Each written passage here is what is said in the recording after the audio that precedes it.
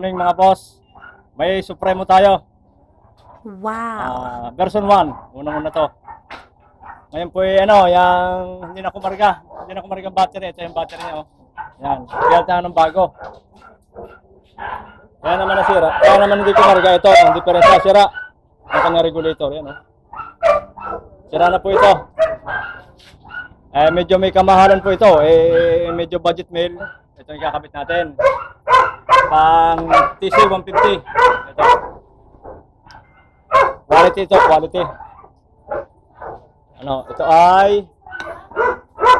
Ito po yung CSL. Yan. Ito po. Ito yung ginagamit namin pang full wave. Ito ang pagkukonek yan mga boss. Bagaman ang supply ng Supremo ay 3-phase, double phase lang ang gagawin natin dito. Ito naman po kung wala lang ho kayong mabibiling ganito.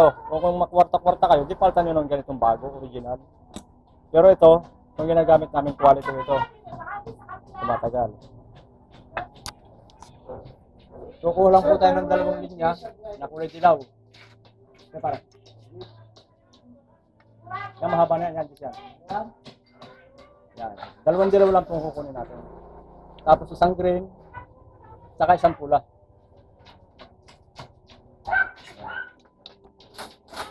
Shout out sa mga babae ng mekaniko ito. Siyempre yung pula, kakabit natin sa pula. May power pa rin, Nakakuha sa battery. Oo, may motor siyang gagawin.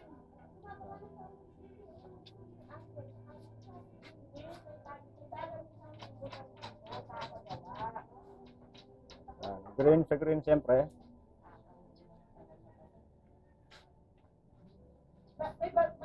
Tapos yung sa yung galing stator niya, dalawang dilaw lang kunin mo ninyo. Dapat para may kunin yung battery mo. Yo.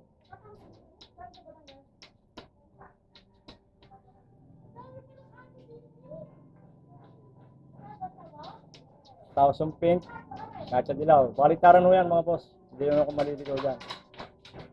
Pwede rin itong gamitan ng dalawang charger. Kung baga ay pwedeng gawin dalawang charger ito kung gusto nyo.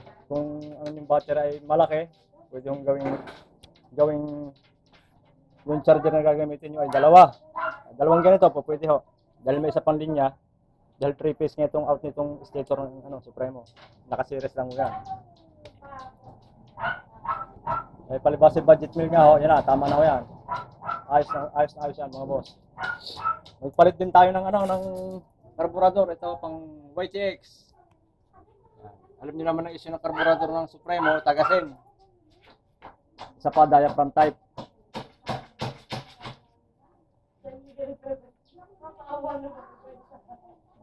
Shout out boss yung ating mga tropa dyan. Yun na. Yan na.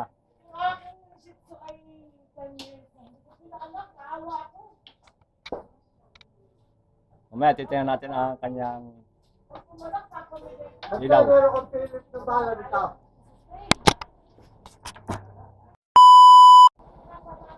Yan, okay na boss. Nakakabit na. Ayan, natin nyo. Ang lakas ng ilaw ng neutral. Kalasin natin yung kasi yung kanyang battery.